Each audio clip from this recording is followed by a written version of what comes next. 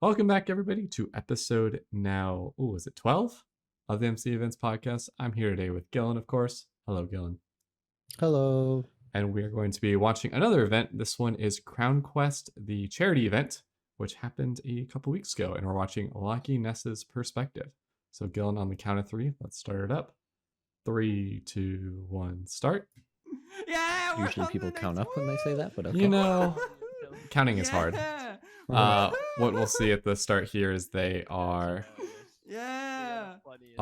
getting their team introductions announcements, and that seemed to a nice little fader.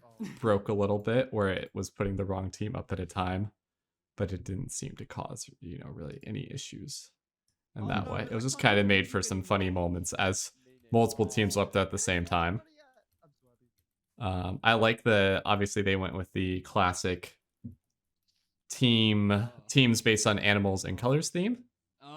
This is an event that is, I should say, Conquest is an event that is 6 games, mini game format. They play one after the other, and they vote on teams of 4 with 8 teams. So that means, wait, or is there 10 teams? There's 10 teams. 40 players then. I couldn't count because we just talked about I can't count. And this version of the event was a charity event, so they helped raise money for the Sarcoma Cancer Foundation, or what is the official? Gilan, I should know the official title. I don't know it either. It's like the Sarcoma Foundation. You just send me this video link at the. It's true. Start recording, and I just have to try and notice. True. But getting into it, as you saw, that was the team interactions. We kind of started toward the end of that, so we can watch all of it because this is a lot to watch. And this is them doing the game votes, and the games were voted on for the first one based on charity. So viewers were donating money on the website to then allow voting for which game would be playing first. Seems like a great way to do it. I do really like the icons. If you were paying attention to the team icons and also the game icons, they're like they're like hand drawn. Like a lot of events are, try to go fit that vanilla Minecraft style, trying to do like more pixel art theme, but they kind of were like, we're just gonna draw them out, and they look very unique. They look good. They aren't like designed to. They have a unique style to them, and I like that. I can't believe they've actually. They look pretty cool, and that the first game was voted, and now it is Conquest, and it'll load us in. I think there's a slight delay, but I sped it up so we get sent right there. You'll notice some transitions if we fade it back. Never mind, game started right on time. That was a different time. We're going to cut between, but this game is called Conquest. There are 4 rounds of it, and the point of it is, well, I meant to say the point of it is to PvP and hold the top of the platform. I did not cut this out because it's showing a time when something breaks, which Gil and I have talked about a few times. So as you're seeing, they're supposed to be able to fight each other, standing on top, nets you points, holding the king of the hill. It's not working.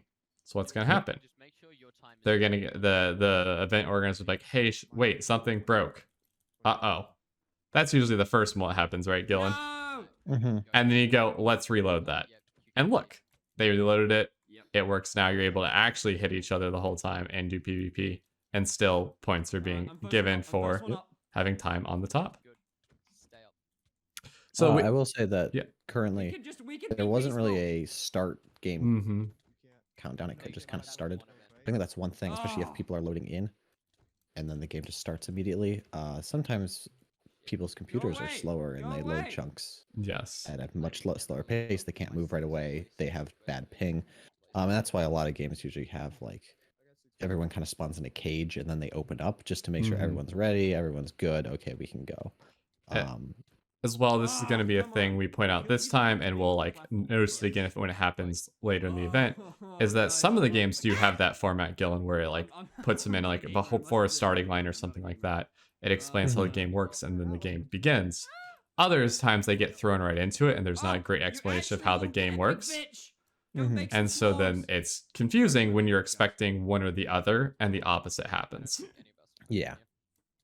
And so I think consistency is key. If you're going, even if you're like, well, we don't really want to have that style, we want to go this route, it's nice to be consistent about it. Even if you're making an event that has tons of different games and each game is supposed to be unique, having some consistency across them will make it feel like it's all part of one cohesive thing, and players will start to kind of understand the format and how the games move Why is it always forward. me taking damage? Well, and the big thing for it of the consistency is if you're like, all right, I'm ready for the next game to start.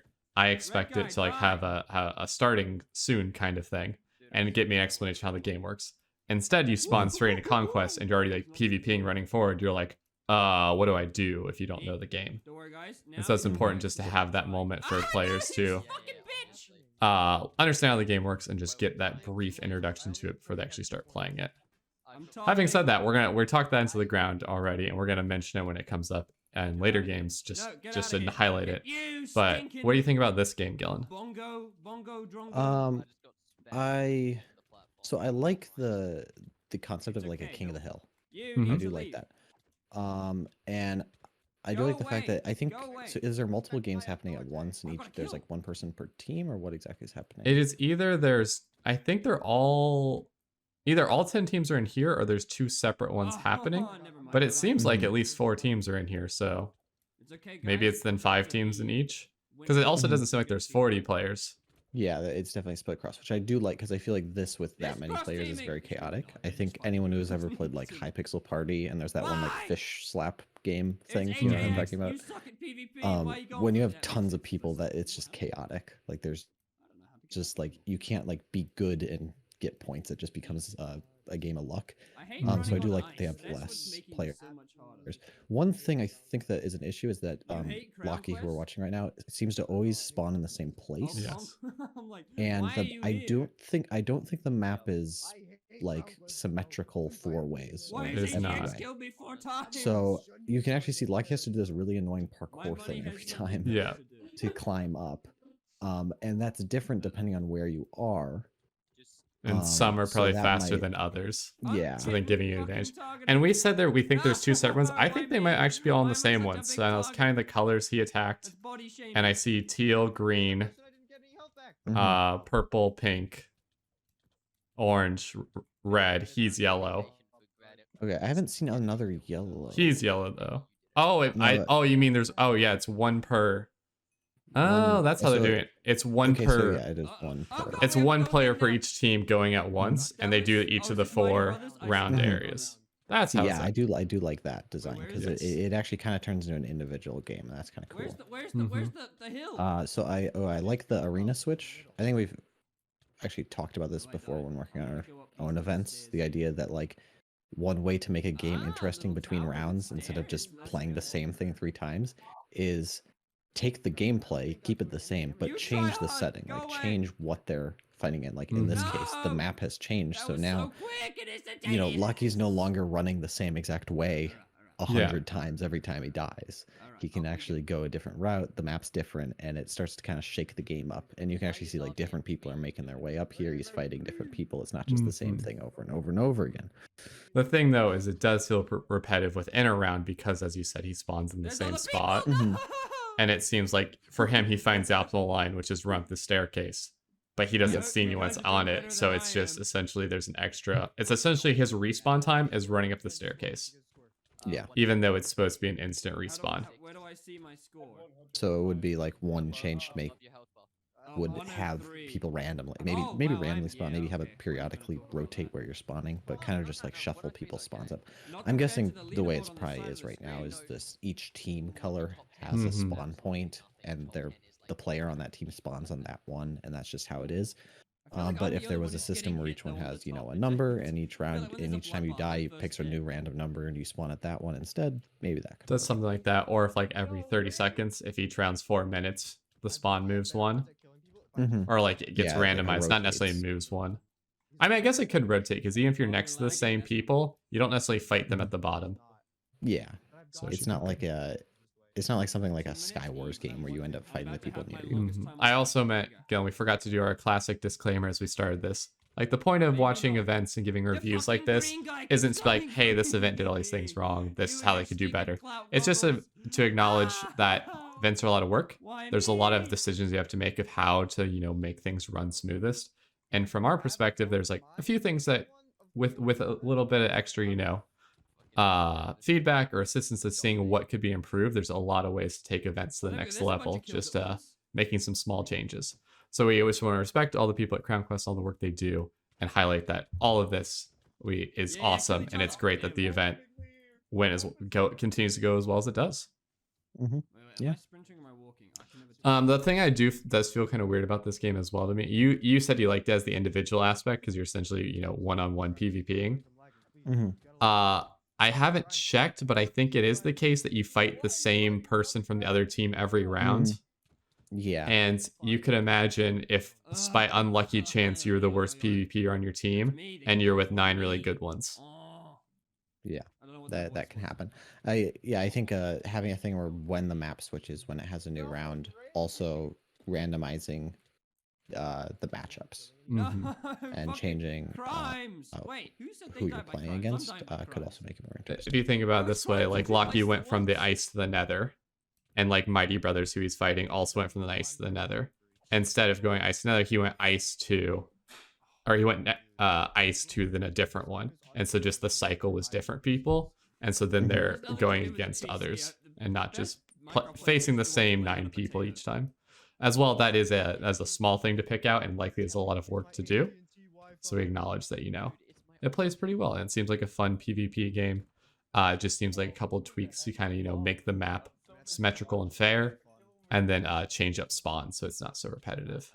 And then I cut it here because it's just 2 more rounds of that, and we kind of talked about all of it.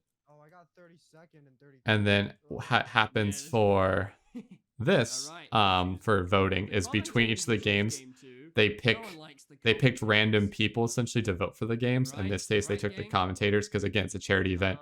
This one's not as for the win or serious as others are, if you want to call it canonical or whatever term you want to use. But I think it's funny to send in the staff to vote and be like, what game do you guys want to see?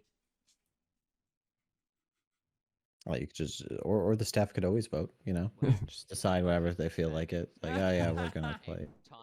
I can imagine a funnier way to do this is you tell the players to vote, but there's barrier blocks in front of 4 of the games. Oh yeah. And then the players go, wait a second. And then they don't vote for anything at all. They like boycott voting. Yeah. And then the game breaks. This is Marathon. As you said, this is what we kind of asked for. There's kind of the starting gate. And then told us, game is on. We did skip past where it explains what the game is, but it's Marathon. It's, getting to the end and the finish. And it's parkour movement. There's trinding. There's block running, block placing, bridging. There's all sorts of the classic things. I think I mentioned this one in one of our videos because we were comparing racing games and like how a lot of events have racing games, like basically everyone. I mean, we talked about this a lot. We talked about in the Pickles interview. But what makes it interesting is how do you change it? Like, yeah, a lot of them are using the similar mechanics. But how do you change the map? How do you change the design of it? And I do like the idea of, instead of just these little splits, these little small sections, like something like to get to the other side, or just laps, you do have this long-term switching what you do each time, and it makes it a bit more interesting. The thing I'm noticing about this though is there's not really any like catch-up mechanics in any way. Like like at the first one, the bridging, you fall off, you then take the bridge and you can catch up with everyone. But after that, this parkour is not, I'm not gonna say it's easy, but it's very it's flowable, if that makes sense. Like you get going and you're not really going to mess up. You're not really going to lose time on it. It's not like you're coming to a stop to do a Neo. You're just kind of constantly running forward. And it makes it kind of very difficult. It makes it very difficult for people to catch up. As well, this is a very long game of racing, in my opinion. If we think of MCC's Ace Race, it's usually about 6 minutes nowadays for the fastest players, and about 8, around 8 for the slower ones. I think Locky's going to be racing for about 8 minutes total on doing all these different parkour movements, which to me seems like a very long area one. each time. It's just a long time to stay focused and keep doing things. I like these sections that kind of break it up a little. They used to run forward, but I think you could add in some ways that are a little more maybe automatic, if that makes sense. Or like everybody hops in a minecart and it takes them forward so they can like flex their wrists for a moment. I think because one of the advantages of having a map where you have laps, like a lot of race events and other games, is that over time, you by the third lap, you're usually better than your first one. It's the idea that you can kind of do this improvement over time, and you're kind of like, even if it's a new map that no one in the event has ever seen, by the last lap, they've gotten a bit better at it. Yes. And that's like kind of part of the improvement. And I guess this goes on the other direction of like, well, what if, there's never any lap anything. Yeah. It's always a new area. So it's just kind of another direction to take things. Really? I'm not hearing anything. The thing I noticed as well about that trending section was that the Wait, why did my players seem to be used to like Riptide 3, which sends you launching, as we know from Ace Race and Block Wars is Race. And that was like Riptide 1, which doesn't go very far. And so players expected to get launched very far when they did not. And so it could be a case where it'd be like necessary, like, hey, let me put a small one in front of you first, so you recognize, oh, this Riptide is really short. And then you're able to recognize how far it can send you without having to have that initial like mistake and be confused. I also like the ice boat racing that Locky has the Captain Sparkles skin for the boats. Or maybe the event does. Can the event skin these? I don't understand how that works. Yeah, they have a texture pack. Yeah, okay, never mind. It's them, not Locky's. Ice boat race is one of the more exciting race things, because if you're good at it, you really get speed. And if you've never done it, it can be very difficult. If you're lucky, you're a struggler. You just run into walls constantly. I do like that they have walls, because there are a lot of times in ice boat racing where it's over a void. And it can anger people. Angers people. Then you have to add in more checkpoints. Then you have to add in more like stoppable places. This way you stop, but then you can speed up again. But yeah, it seems to be a pretty good, pretty novel concept on the racing. But I will say, oh yeah, I was gonna say the game is long, but people apparently finish in 4:43. Which, if your game is able to last 15 minutes and you're finishing in under a third of the time, probably a little fast. So that means either lengthen how long... Oh, Lucky also finishes in 5. I miscounted on the timer, apparently, how long he took to finish. I read the time left as the time he finished in, which is the wrong way. But if it's the case where you're going to be finishing in, around 5 minutes, but you're giving people 15 minutes... Either it should be a longer race or less time. Because that's a long time to be waiting for somebody if they're not going to finish for 15 minutes. Yeah, I think I've mentioned before for a lot of race games, I feel like people should start looking into the Mario Kart ending method, where once the first person finishes, there's just a limited amount of time left, and where you are when time runs out is your placing. Just take their current order, which I know is kind of hard, and I'm guessing for this event they aren't keeping constant track of who's in the lead. It's just based on who ends, because that is a hard thing to do, and especially for a race this long. But doing that can help have that problem where if one person is not doing very well, they're not just... Everyone isn't just watching them for 5 minutes. Can be a long time. But as well, that can be a difficult mechanic to put in. I think my preferred is like, imagine somebody finishes the end, it adds a shortcut back at an earlier section to help people speed up, or it gives them speed for like that section or something like that. So then they're able to catch up, not necessarily people in front of them, but there's catching up the overall time of finishing. And the next game we go to, it messes up a lot of things. Because that's the important thing. This is where you go to Labyrinth, and I want to point out that as we went to the game, it was an immediate. But when we were sitting in the lobby and it told us, hey, this is the next game, in chat it then said how the game worked, but people were still like paying attention to like, hey, this is what's happening, and weren't necessarily paying, like, wanting to read the game, instead we're just like hanging out in the lobby. For Labyrinth, how it works is they're avoiding this warden as they run through the labyrinth. I think the players are I think they're in a connected labyrinth, but they're far away from each other in the same team, or it might be unconnected, but I'm pretty sure it's connected. And they just have to flip 4 levers. Lucky also has redstone in his inventory, which could help him, mark out where he's been, but he's not using it very well. Which just make it a little difficult. And when you die, you do respawn. Oh, there's a teammate. Oh, hi, Lucky. I didn't see. But it's a case of it's teamwork, kind of communication. It's kind of just exploring and using your should be using your redstone to mark off where you have been and haven't been. Gosh, the warden's terrifying. Lucky is afraid. Yeah, I do love the atmosphere of this game. My thoughts is I'm curious if the lever's hidden like in one of those block indents in the wall, because Lucky has not looked in them in the slightest. And if it is there, he's not going to find it. And I also think that's hard to then notice as you're running by. Yep. And that's really the main thing I notice. I think the walls could do with some decorating would be fun. Not like the back rooms. Not like intense decorating, but like a few patterns here and there. To give you not necessarily like landmarks, but just, you know, like somewhere to not be like, I haven't been here before, or only the redstone is able to tell me where I've been. You can then recognize you've been to like this room or something. As well, I can't tell how big this is because obviously Lucky is in the middle of it, and I'm not going to try to map it out. But it's supposed to be a 15-minute game as well, and there's only 4 levers, and they found 3 of them in 2.5 minutes. Yeah, I think a lot of the time limits for the games is just purposely higher, just as a backup, but they expect the game to end sooner.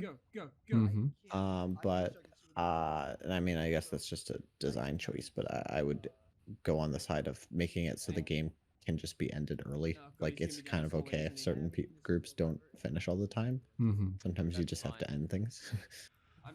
I think it seems like if they're going to finish, you know, in like 3 more minutes, the game could have had 5 minutes ticked off of it. And that's, you know, quick enough. I'm also noticing in chat that Digis is just repeatedly dying to the warden, which I'm sure they're not having fun. If I'd guessed the warden caught them in their spawn and now they can't run past it and they immediately respawn. There's not like the thing to click the button to respawn. So I think that would be try to figure out a way to give players either invulnerability for a moment when they respawn to get away, or just something to ensure they're not getting spawn camped by a warden, because that's got to feel terrible. But it could also be a strategy, because then the warden's not tracing your teammates. Where's the door? Where's the door? Oh, there are 5 levers to find. But now Lucky has to find the door, and he has no idea where it is to leave. And there's the teammates are saying, "Get to we go into time lapse mode and speed through the next 11 minutes of." No. We see him finish. But if you note it, here's another issue that can come up: is F3.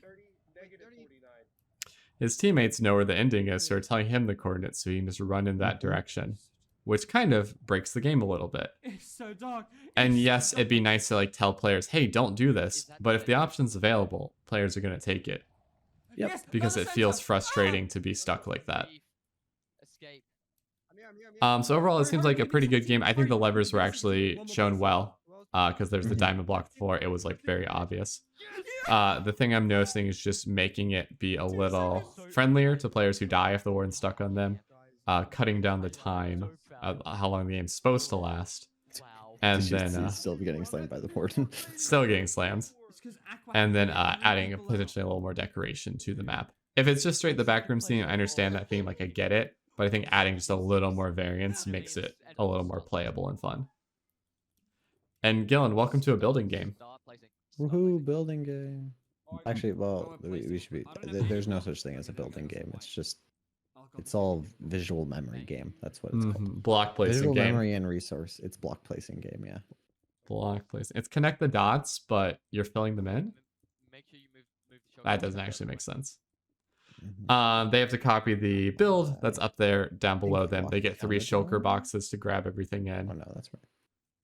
And they just have to place them. We only see 2 of these builds, but I think they have like 6 or 7 total. I forget how many because I was watching and I was like, all right, we only need to watch a few of these because it's a similar concept of what happens. I think this game works as well. No big noticeable things that stand out to me except maybe the time. If you truly took 20 minutes doing this with your team, it would not be fun. Yeah. Who the hell has green? It's definitely a point where you just want to say, well, you got 4 of them. Let's move on. I think the other thing I like in games like these if you think of construction or build mart or mirror here, is that I like it when the first build is simple, like in terms of pattern or something easy to place, so you get like a feel of like communicating with your team and who's placing what and doing things, and not starting with a shape that's more complicated, then it's harder to get a feel for how the game starts. Okay, green's done. Which is what's happening here. It's like that they have it almost seems like they have limited blocks. They have exactly the right number of blocks. Yeah, so it is like a situation where it actually is nice because if you build something wrong, you'll know pretty quickly because you'll run out of blocks. And also it has that fun kind of situation where you can where like sharing resources is important, like figuring out who has certain things and handing things to each other. And I think that makes a lot of this, it turns into more of a team game and not just here's the one person in our team who's really good at this and they're just going to build most stuff and everyone else just fills in blue concrete. Yeah, because you have to save time by splitting up the different colors and parts of the build, which I think goes nicely. Oh, I think that's a problem there, that Lockie's able to build on the second layer. Yes. Because that could lead to so many issues potentially. I'm not saying players wouldn't notice it, but if you can start pillaring up, you could also start trolling your teammates, which is never a good thing. You could do that regardless, but just having that not be an option of placing on top, so that you don't have to worry necessarily about having pinpoint accurate block placing instead of just spam it allows people to just kind of spam click if they're placing a bunch of blocks and not have to worry about stacking, more like that. The other thing I'm noticing is it has like the north, south, east, west like colors to kind of help you orient. You know where in the build you are, but on the one on the floor, the light blue. Yeah, but the ones on the floor are in the floor, and so once you've placed blocks on the edges, you can't see them, and so it might be worth either putting those a block higher, so then you can match it, because they're on the wall, they're flush with it, with the build, and so then you can match it up a little easier, or having those even be like 2 blocks up. So then or the other possibility is to like replace them with some sort of particle or entity kind of thing, where it's not even a block; it's just like a particle effect in different colors, or like an entity, like a floating entity kind of thing, where it's like an armor stand with a symbol or icon on it instead. Just something that when you're standing on top of the build, you can see where that marker is supposed to be for where the middle of the build is. Because from Lockie's angle right now, he's just kind of counting the sand he already placed, but he can't necessarily tell where the yellow is from the side. Yep. And I think we see one more build after this. This seems to be like the common trend is people start placing a lot of blocks, place more blocks, and then they start getting down to a lower amount. And whoever is like doing that specific color or the shape part of it then is like, all right, I got it from here. Yeah. I think this is one of those games where like I always think about this, where it's like if this is on like a server and like it was a team game and there was like a competitive thing, like how good some teams would get at this. Like the idea that like people would just start like we're missing a brown. Yeah, like the communication, like communicating things and then we need a stand. what's the word I'm looking for? Like planning out like how to split up the work to be as efficient as possible. Yep. But I do like it as I always think having a game like this in an event is a cool addition. Yep. And they as well, I like that little upper platform to stand on to then see. Yeah. Look down on it. We all know that Lockie is indeed colorblind. So this is a build that is incredibly difficult. Yep. Already placed the wrong block in one area. But he'll notice soon, probably. But if you notice, the thing he was able to do is he pick blocked.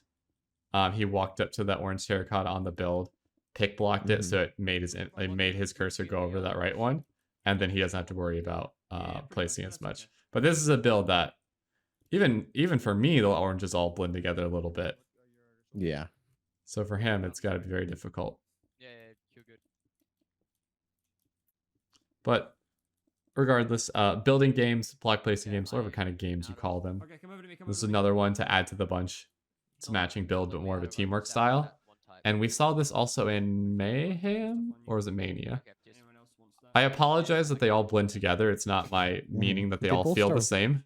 It's more so I don't ever see a list of like Mayhem has these games, Mania has these games, and I commit them to memory.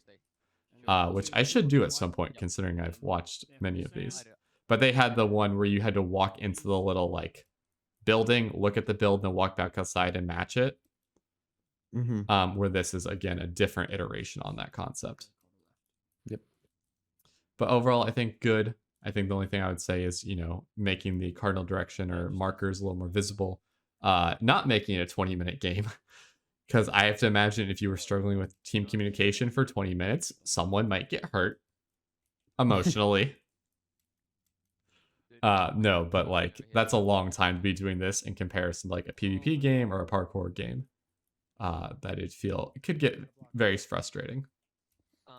And we do end right after this game to skip to, or after this build to skip to the next game. And so we'll just see them finish off this pumpkin. Did you have any final thoughts on it, Gilan? No, I like the game concept. And I mean, it's also like like on the technical side, it's working really well. It's once they finish the build, it says they're done, and I like the nice map design. It reminds me of like old Hypixel maps, the overly detailed build battles, wood wall, but yeah, build battle wall. Up here, yeah. And I think it's also not distracting though. You're not getting caught looking at those things. Yep. And I like how you find the one block missing, and then you're like, oh, that block has to move, so then a block has to fill it, and then it all goes down. And then this one is it's called Forager, kind of like Bingo, in the sense that they're going out to create items, craft items, and then bring them back to deposit them.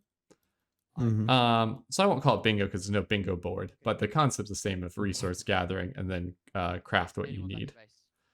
So they have the book that lists the items they need, the compass that points them back to their house, and then tools, you know, get things.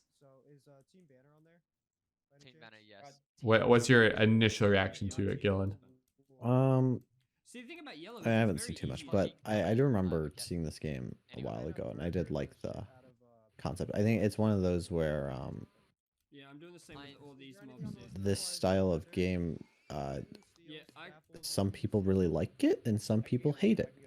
It's one of those where a lot of people are like, you know, just the same with MCC. Like a lot of people really did actually like Bingo, and a lot of people did not like it.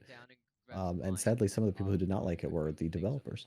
But I think what I'm gonna go do some iron bars. a big thing about this game I immediately noticed, which I think is true for all the Bingo games, is like there's an immediate reliance on if you're faster than other teams, like get out and get the closest resources, you're in a good position. But if you're slow to kill, you know, a cow, so somebody else killed all the cows first, or they killed the horse, so they took all the trees, it can then feel pretty annoying when nothing's around you and everyone else has already collected a bunch of items. And so I think there's the potential to have it be like separate-ish worlds in some sense, or little areas that they're then identical, so they all have the chance to, you know, explore and get around. They also have the ability to teleport to their teammates. And so Lucky's teammate teleported in, grabbed iron, and teleported back out to then put it into the Forager, which I think is a great strategy. And the other thing I was going to mention, you said there are people that do like it or don't like it, and it's usually the people who play survival versus don't play survival. Oh yeah, definitely. Because it's built off of that Minecraft knowledge of crafting and being able to understand that, oh, this is what level iron is. Because there's a lot of people who don't play survival enough that they're like, where even are ores? I didn't know. Usually they just hand me the sword and I fight people. That's all I do. Or the case of crafting recipes, like I saw lightning rod in there. I can't say I know how to currently craft lightning rods. I think it's just 3 copper. 3 copper. Not a hard one, but one if you don't know and are like, it could get you stuck for a while. I will say it was not till recently that I realized that there were cherry blossom trees in Minecraft. Did you know that? Yeah, it's in the most recent one. Yeah, I know. I don't really look at new Minecraft updates. I don't actually use a Minecraft version until the paper plugin API has been updated. The other thing too is they're saying in the chat reminder that rare items are sold by villagers like color dye. With the idea that like, oh, some items you might not find and other people got all the ones close by. And I don't necessarily know if I like that. I don't know what it costs for the items, so because Lucky's not looking. But it could be a case where the strategy would be don't even go collect things, just collect enough to trade the villagers to then get the items. Which then you're not, actually using your Minecraft knowledge and skill in that way. I'm just going straight down to the bottom, it seems. And also, like he's encountering that new Minecraft, finding a cave by digging straight down is not as easy anymore. Lightning rod, that's copper, right? And is struggling a little bit. So we get this great POV of digging straight down. Which is, of course, what you're supposed to do in Minecraft. Always. I don't think damage is on, so they're fine. And Lucky finally teleports back to base. I do like the little houses they're in. That also, oh, yeah, I do. They're very cute. It teleports them inside, so you can't know anybody.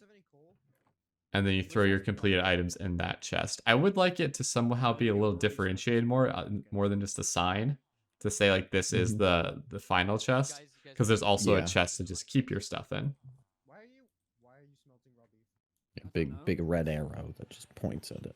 And another recommendation I could have is that like what we did with Order Up and Block Wars is having a board within this room that says what items are needed. So as you're crafting, you can like quickly look up, go that item, that item, that item. I think the issue would run. You could run into the issue where imagine they're on item frames and people just punched them out and turned them in. That'd be a problem. Yeah. You could also just not use armor stands with them on the items on those, so they're just floating there and can't be interacted with. And that'd be a great way to show what needs done. As well, the other tiny thing I'm going to point out, because like you just saw, is where you can't break blocks in that area. It could be nice to have a little outline in on the ground that says where you can or cannot interact with blocks. Just so you don't run into that issue, because imagine there's a spawn where there's a tree right there, and you just can't cut it down, but like 8 people all come out of it and go, I'm gonna mine this tree or cut down this tree because it's right here, but you can't actually cut it down. Jeez, some sweaty boys.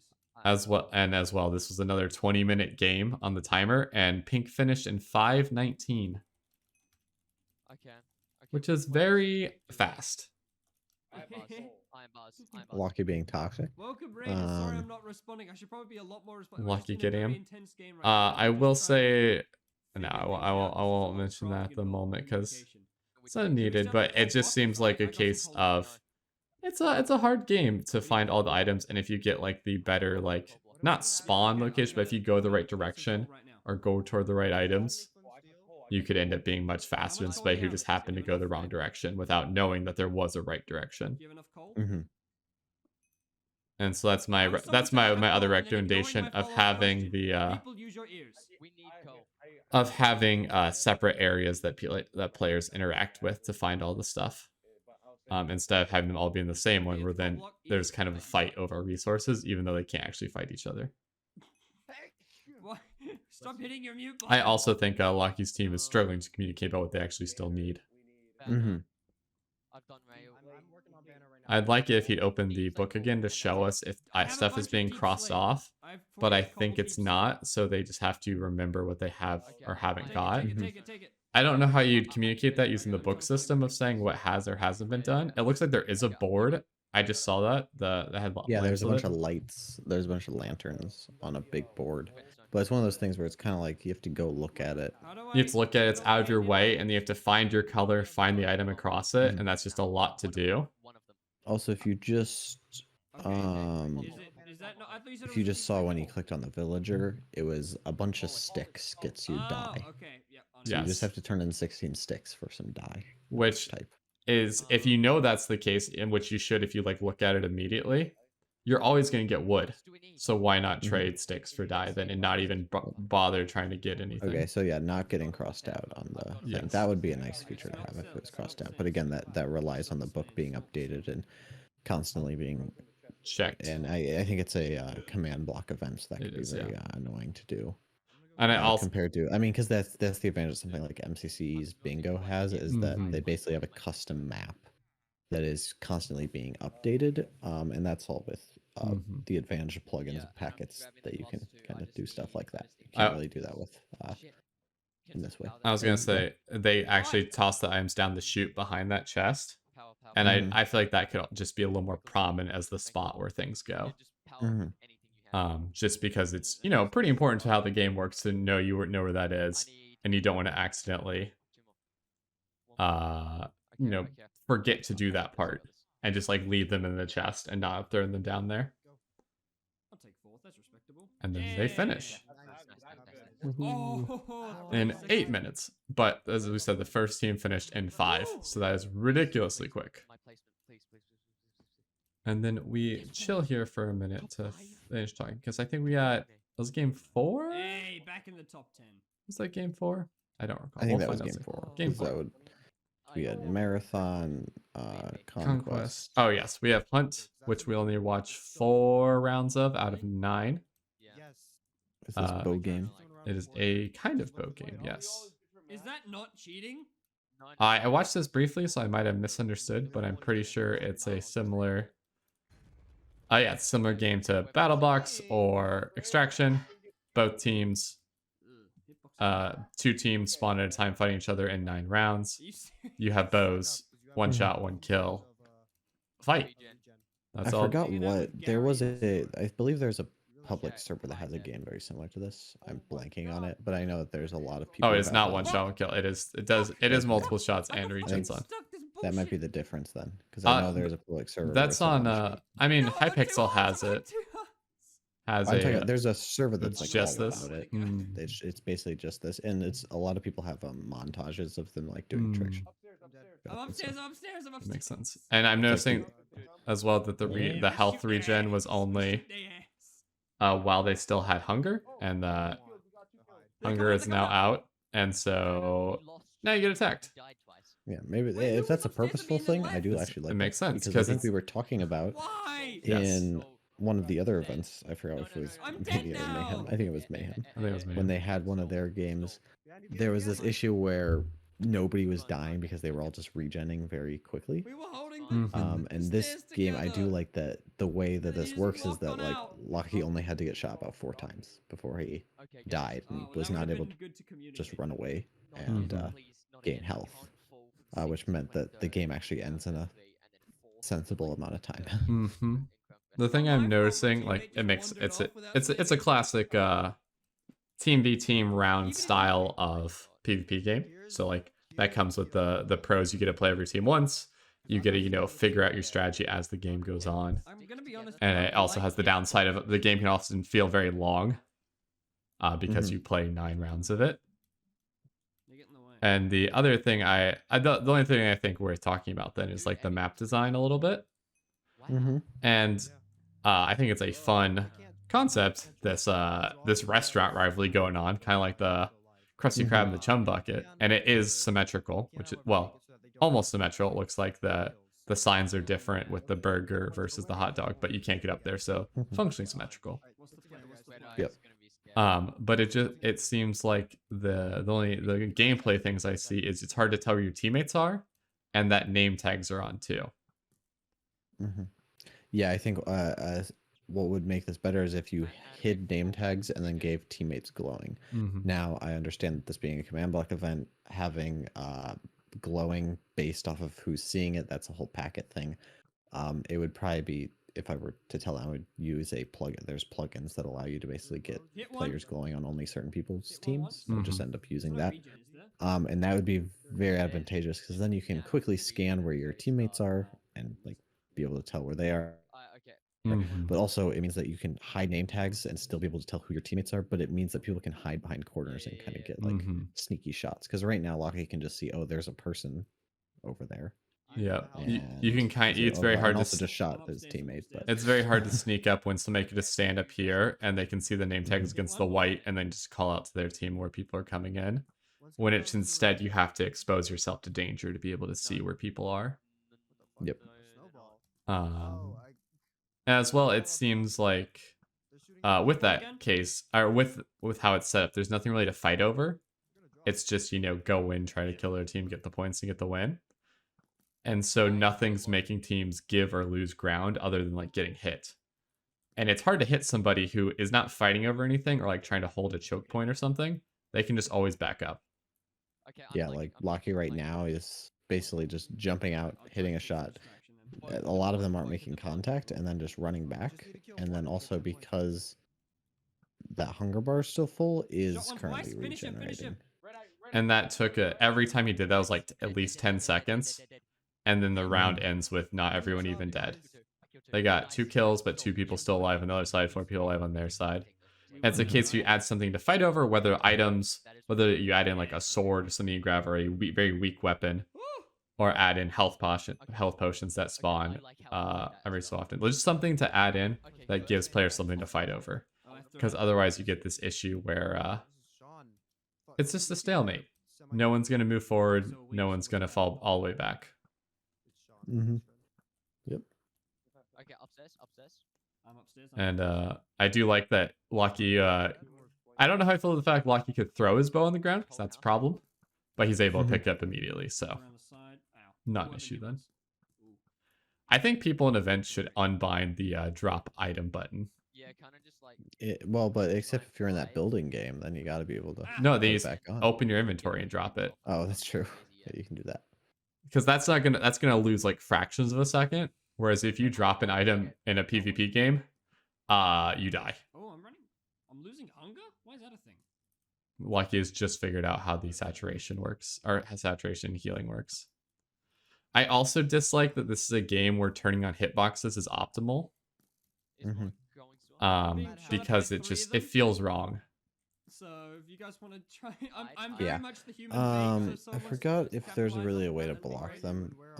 I think there might be a way with texture packs, but I don't think so. I think it is just built in. This is built into Minecraft. Or actually, something. well, there might be a way with shaders to have the core shaders, which a lot of people don't know exactly how those work, but there might be a way to do it that way. But I think it is a situation where it's just like, yeah, you just have to kind of live with the fact that people are going to use hitboxes. And you just have to build around that. I think what just helps with that is if you do have things to fight over, it's going to be obvious where players will be at to some sense. In some sense, like they're going to try to have a vantage point over where that thing is, or somebody's be running in at it, and they don't have to worry as much about trying to spot them across the map using hitboxes. Yeah, I'm behind you guys. Actually, watching them being in there, it did remind me of the idea. Oh, that was a nice sneak up behind them. It reminded me of more of an idea when we're talking about like actually fighting over something, because a lot of this was just kind of like you can just kind of sit back and snipe from far away. An idea would be like, only having one building and one team's defending and one team's attacking, and like maybe it's kind of like you can still have that kind of tactical shooter feel that of a game, because that's kind of what this is going for. And one team can kind of be like trying to make their way in to, I don't know, steal the other team's recipe or something. I don't know. Steal the Krabby Patty secret formula. To steal the secret formula. Yeah. I feel like for this game, they decide to go more chaotic. And then Lucky almost shot his own team. Don't follow him. You're gonna die. That is the case of how it goes. But I think it's a how it is that it just feels.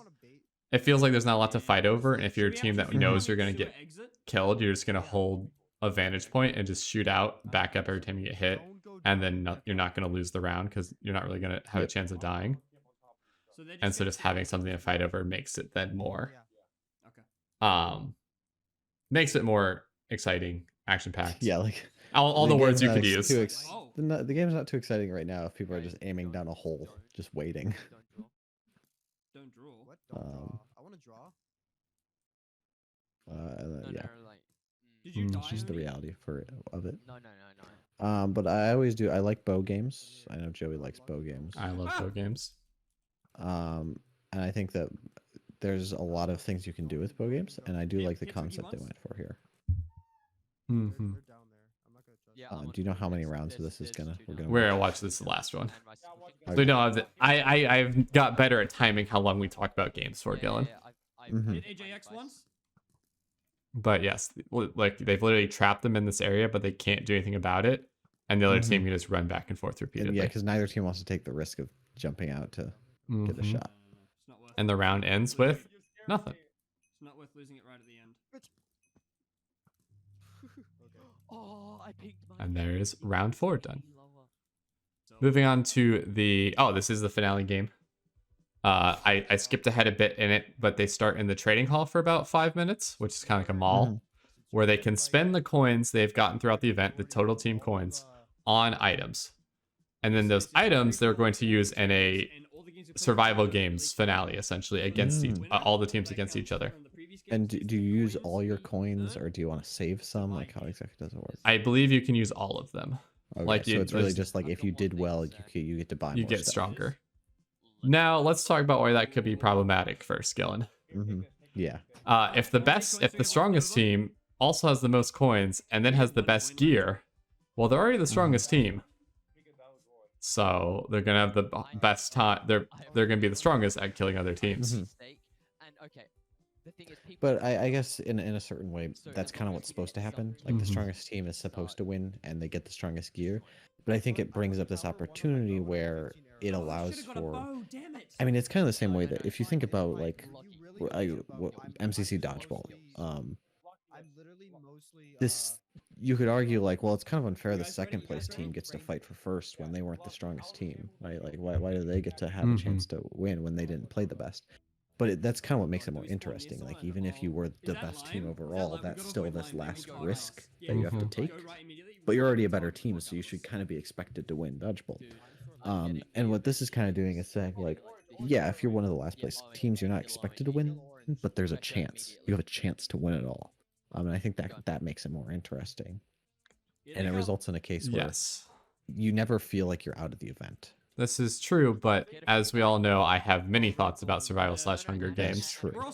And this is a case of where all of those things I've said before come back and come true again. There's potential for targeting. It's once you're out forever, and you just watch the finale, which I guess is fine in a finale game because the event will then end. So you're not expecting to play anymore. But with all 10 teams thrown here at once, it's all about just flanking and driving teams into each other in a way that's not necessarily about PvP skill very much. Got one, nice. Like if you saw there, Oni, I think is as they're calling him, just ran that guy down and he was already hurt. Didn't really have a chance to fight. And now Lucky is demonstrating the other issue, which is diplomacy. Oh, I apparently missed this when I was watching through Lucky's POV that his Minecraft crashes and the finale game. Does he I believe he gets back in. But we'll talk about it as we're waiting for him to reload. How did I miss this? I don't know. Yeah, I think there is that situation where even though I kind of brought up this idea like, oh, those teams still have a chance to win. If you're in iron armor in this game, you're not winning. Well, chain armor it looked like. Yeah, chain, especially chain. Like you're just not. You're not. Sorry. So it's trying to find a way to make the power differential feel fair for how far ahead you are, but not so impossible that as the bottom team, you just are cannon fodder for the other teams to clean up. Guys, fall down here, fall down here. And I think Lucky gets back in the game because I recall watching him actually get killed. We have space, and I genuinely. And we will then be able to see that it was able to respawn him. I would make the argument that he probably should have just died. They probably should have killed him. Liam looked after him, which is very kind of them in a charity event. But as well, we're seeing the issue of only 6 players have died. And that's because pink team eliminated looks like a full team. And now, like, what is causing people to fight? It's just one team pushes another team into a third team, then fighting ensues. So it's not about PvP skill. It's literally just positioning. And then fight. Which then it's kind of hard to be a weaker team to have a chance. Even hard to be the team in first to have a chance because look at it. It's not a whole lot about PvP. It's literally like get a hit in, back up. Get a hit in, back up. Just try to move teams into each other. Okay. I do like that they could all name their weapons for this. Kind of funny. It's fine. I barely had anything on me. But yes, now they are again cross-teaming because they're trying. I think everyone's trying to take down pink, Like, I want you to watch out. which doesn't feel great in a finale. It reminds me of the MCU, the famous one with Techno, Calvin, and Nestor, where the entire last 30 people try to team against them and still die, which was funny. It was a charity event. They were still the strongest team and they ended up winning it, so it's an even better story. But and something like this, where this one's a charity event, but the regular Conquest is not a charity event, so this game still plays this way, it leads to some difficulties, and it leads to some metagaming, if you want to call it, of teams deciding who to fight based on who they do or don't like. Yeah. And in certain situations, that makes sense. Like, if you're trying to create a Oh, here's the music again. I don't know, like a political recreation server or something. I don't know. Like if you're trying to do something like that, maybe you want players to be making deals with each other. But in this case, it's probably a better idea to just design a game where each team wants to kill the other team as much as possible and wants to kill the other. And it could be the idea when you kill other teams, you get rewarded with something. Like I know I can't think of if a server did this or where I remember it from. But imagine you get a kill and then you have strength 2 for a little bit, or like 3 seconds. Yeah, well, that's a Skywars. Skywars thing, yeah, Skywars power up. But or like gives you like you get a kill, then you get this little power up you can then use. So now you're stronger to fight the other teams. So it incentivizes you to kill as many players as you can to then kill more and give your team the win. Oh god, watch out! Hide on If instead you're just waiting like this, it's just circling, it's just dancing, it's posturing, and it's not really actually fighting. Now it does wrap up the tension, it does hike up the tension repeatedly, but it doesn't lead to the most exciting actual gameplay. Yeah, I think 'cause what we're basically looking at is from the start, this basically is an end game of survival games. Like it's basically the entire game is just the end game proportion of a normal survival or Hunger Games game. And I think one thing we've noticed is that the end game is sometimes in many ways kind of the worst part of survival games design-wise. A lot of times it just kind of ends up being that way. It's one of the reasons why if you look at MCC currently with their survival games, they basically try to remove the end game.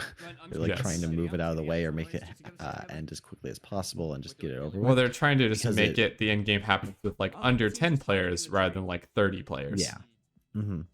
Because like what you have right now is everybody can just stay in groups and people kind of feel safe in their group.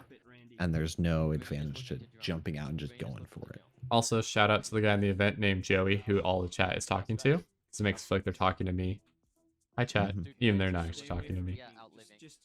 But like as recognition, like we're just pointing out some problem, like the flaws that come with this. This could be also things they like having for the event. To have it be everyone still has a chance to play. It is survival games in game. Anything could happen. But it also has the issue of then this, where you get to the very finale, the very middle, there are 17 people alive. Yeah.